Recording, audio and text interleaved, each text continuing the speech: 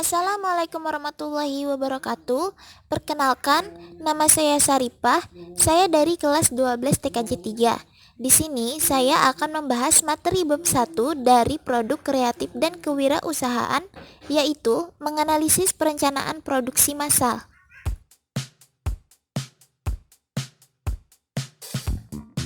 Apa itu produksi massal? Apa sih yang dimaksud dengan produksi massal? Produksi massal adalah suatu kegiatan untuk menghasilkan barang atau jasa, di mana barang atau jasa tersebut dapat memiliki nilai guna untuk memenuhi kebutuhan oleh orang atau badan produsen. Beberapa ciri-ciri utama dari produksi massal sebagai berikut. Yang pertama, adanya standar yang jelas dalam proses produksi. Kedua, memiliki mesin yang bisa memproduksi barang secara terus-menerus dan dalam jumlah yang banyak. Ketiga, semua alur produksi bisa berjalan dengan seimbang. Keempat, waktu produksi relatif singkat. Kelima, dalam penggunaan bahan baku sudah berjalan secara otomatis. Dan yang terakhir, kemudahan dalam kontrol produksi. Dengan menggunakan produksi massal, diharapkan dapat meningkatkan produksi dengan waktu siklus yang singkat. Namun produksi massal memiliki keterbatasan, di antaranya membutuhkan nilai investasi yang lebih besar karena harus menanggung seluruh biaya produksi yang besar dan perawatan mesin produksi. Solusi dari permasalahan produksi massal tersebut yaitu menggunakan sistem kustomisasi massal. Menurut Lauden 2010, kustomi massal adalah kemampuan untuk menawarkan produk atau jasa yang disesuaikan secara individu dengan menggunakan sumber daya produksi sama seperti mass production.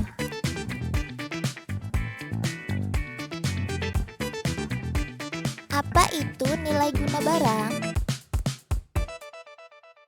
Nilai guna barang adalah sebuah nilai atas manfaat yang diperoleh dari penggunaannya, baik itu bersifat nyata atau tidak nyata. Suatu barang tidak akan berguna jika tidak bisa diambil manfaatnya, dan barang tersebut tidak akan bernilai jika tidak memiliki nilai guna barang. Setiap barang memiliki nilai guna barang tersendiri.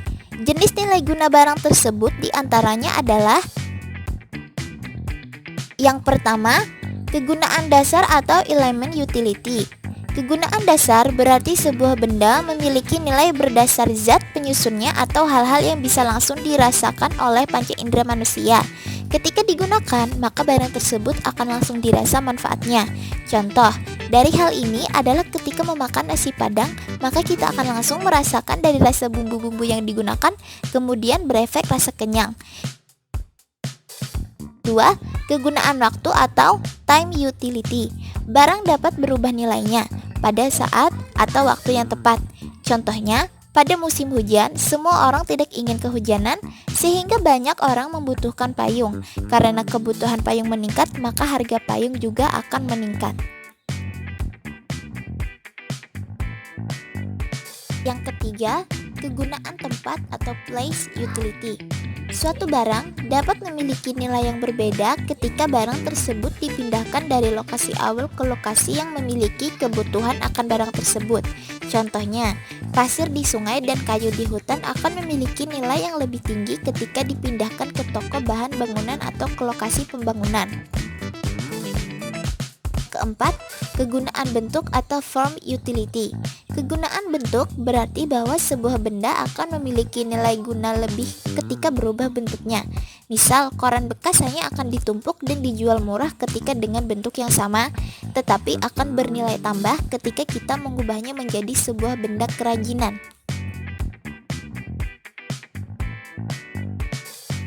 Yang kelima, kegunaan pelayanan atau service utility. Kegunaan pelayanan artinya sebuah benda akan bertambah nilainya jika ada jasa pelayanan terhadap barang tersebut. Contohnya adalah radio dan televisi akan bertambah nilainya jika ada siaran. Yang keenam, kegunaan milik, ownership utility, yaitu suatu barang dapat berubah nilainya ketika pemiliknya berganti. Apa yang dimaksud dengan perencanaan produksi? Perencanaan produksi merupakan perencanaan tentang jenis produk dan jumlahnya yang akan diproduksi oleh sebuah perusahaan dalam satu periode yang akan datang. Perencanaan produksi juga bagian yang merupakan dari perencanaan operasional dalam perusahaan. Perencanaan produksi juga dapat didefinisikan sebagai proses untuk memproduksi barang-barang pada suatu periode tertentu sesuai dengan yang diramalkan atau dijadwalkan melalui pengorganisasian sumber daya seperti tenaga kerja, bahan baku, mesin, dan peralatan lainnya. Perencanaan produksi menuntut penaksir atas permintaan produk atau jasa yang diharapkan akan disediakan perusahaan di masa yang akan datang. Bufa dan Sarin, 1996. Menurut Sukarya Simulingga 2013, perencanaan produksi meliputi: yang pertama, mempersiapkan rencana produksi mulai dari tingkat agregat untuk seluruh pabrik yang meliputi perkiraan permintaan pasar dan proyeksi penjualan. Yang kedua, membuat jadwal penyelesaian setiap produk yang diproduksi. Yang ketiga, merencanakan produksi dan pengadaan komponen yang dibutuhkan dari luar dan bahan baku. Keempat, menjadwalkan proses operasi setiap order pada stasiun kerja terkait. Dan yang terakhir, menyampaikan jadwal penyelesaian setiap order kepada para pemesan. Menurut Eni Aryani 2009, perencanaan produksi yang terdapat dalam suatu perusahaan dapat dibedakan menurut jangka waktu yang tercakup, yaitu: yang pertama, perencanaan produksi jangka pendek atau perencanaan operasional. Dan yang kedua, perencanaan produksi jangka panjang. Dari kedua jenis perencanaan produksi di atas, maka dapat kita ketahui bahwa setiap perencanaan produksi mempunyai ciri-ciri sebagai berikut. Yang pertama, perencanaan produksi yang menyangkut kegiatan pada masa yang akan datang dibuat berdasarkan penaksiran atau ramalan kegiatan yang ditentukan oleh ramalan penjualan pada masa yang akan datang.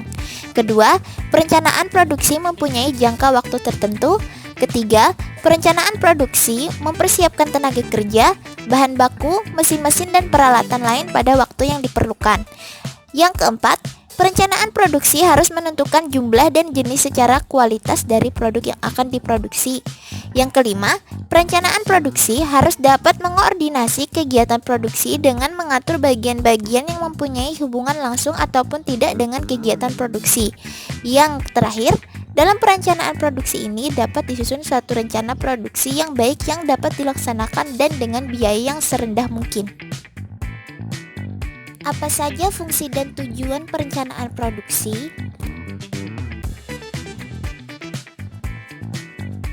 Beberapa fungsi perencana produksi adalah menjamin rencana penjualan dan rencana produksi konsisten terhadap rencana strategis perusahaan sebagai alat ukur performansi proses perencanaan produksi, menjamin kemampuan produksi konsisten terhadap rencana produksi, memonitor hasil produksi aktual terhadap rencana produksi dan membuat penyesuaian, mengatur persediaan produk jadi untuk mencapai target produksi dan rencana strategis.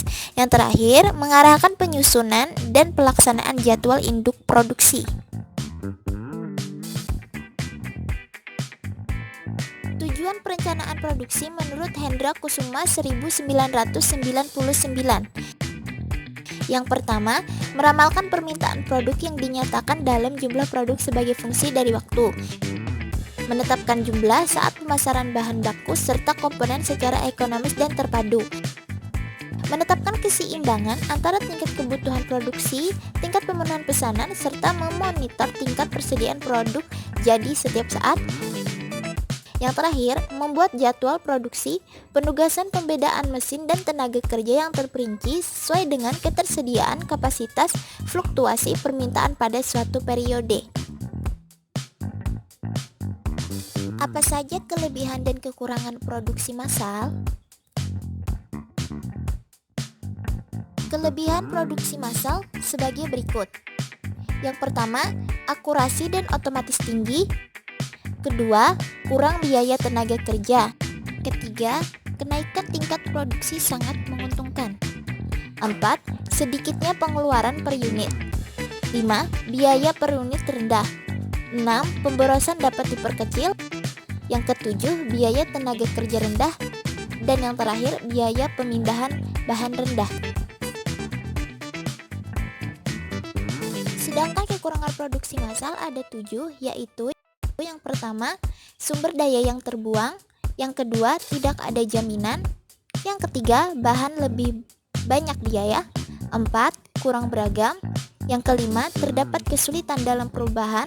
6, proses produk terhenti. Yang terakhir, terdapat kesulitan menghadapi perubahan tingkat permintaan. Tahap perencanaan produksi massal. Apa itu perencanaan produk? Perencanaan produk adalah proses menciptakan ide produk dan menindaklanjuti sampai produk diperkenalkan ke pasar. Selain itu, perusahaan harus memiliki strategi cadangan apabila produk gagal dalam pemasarannya. Tahap-tahap produksi yang baik dan benar akan menghasilkan output yang berkualitas.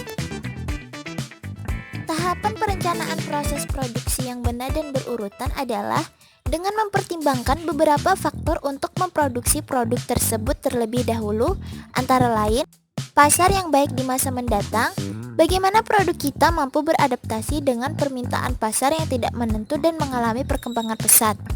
Siklus hidup produk, bagaimana manajer operasional mampu menyeimbangkan keadaan berdasarkan siklus hidup produk, yaitu pengenalan, pertumbuhan, masa puncak, dan kemunduran. Arus kas, keluar masuknya dana menjadi faktor penting dalam tahap produksi. Kemampuan organisasi, pengaruh sumber daya manusia di dalamnya mulai dari perencanaan, pengorganisasian, pelaksanaan, dan pengontrolan. Beberapa dari tahapan perencanaan produk yaitu yang pertama, ide produk, kedua, seleksi ide produk, ketiga, desain awal, 4, purwarupa, yang kelima, pengetesan, keenam, desain akhir, dan yang terakhir, implementasi.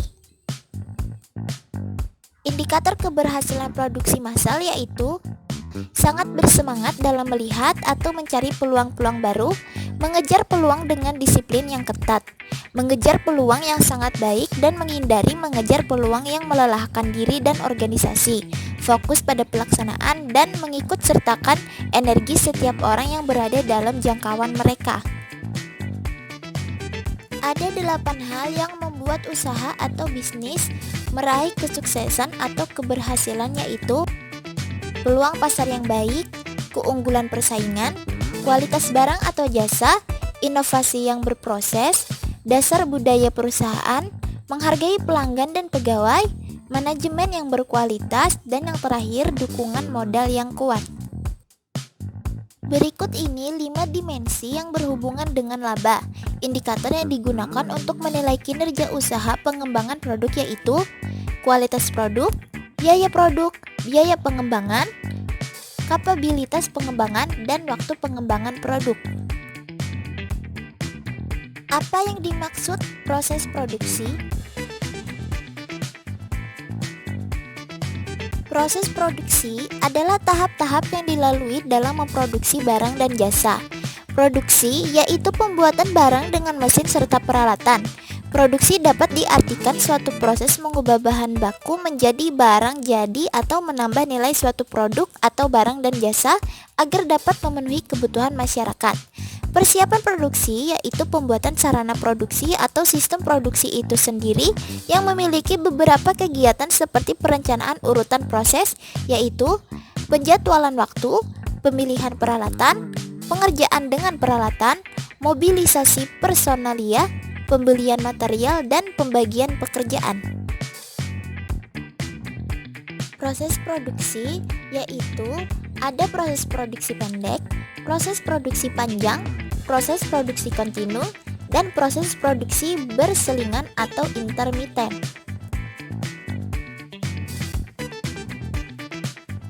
Perencanaan produksi.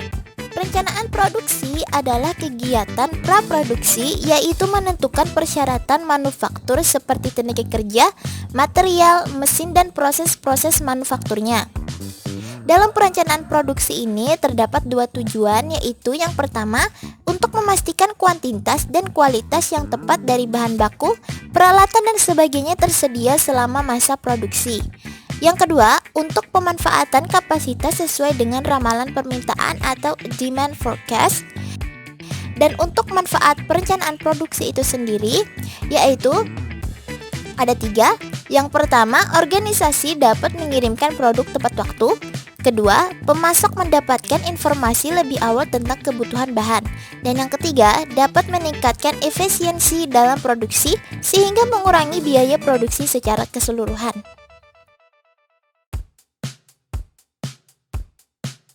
Pengawasan produksi atau production control. Faktor penyimpangan dari perencanaan produksi yang pertama, tidak tersedianya bahan baku maupun bahan penolong, terjadinya kerusakan mesin, peralatan kerja maupun fasilitas produksi lainnya, perubahan permintaan, ketidakhadiran pekerja, dan kurangnya koordinasi dan komunikasi antar unit kerja atau pelanggan. Manfaat dari pengawasan produksi yaitu memastikan kelancaran semua aliran produksi, memastikan penghematan biaya produksi sehingga dapat meningkatkan laba perusahaan, mengendalikan sumber daya, dan mempertahankan standar kualitas melalui siklus hidup produksi. Dan yang terakhir, terdapat faktor-faktor produksi yaitu terdapat 3 bagian. Yang pertama, ada sifat produksi, sifat operasi, dan ukuran operasi. Sekian, terima kasih. Wassalamualaikum warahmatullahi wabarakatuh.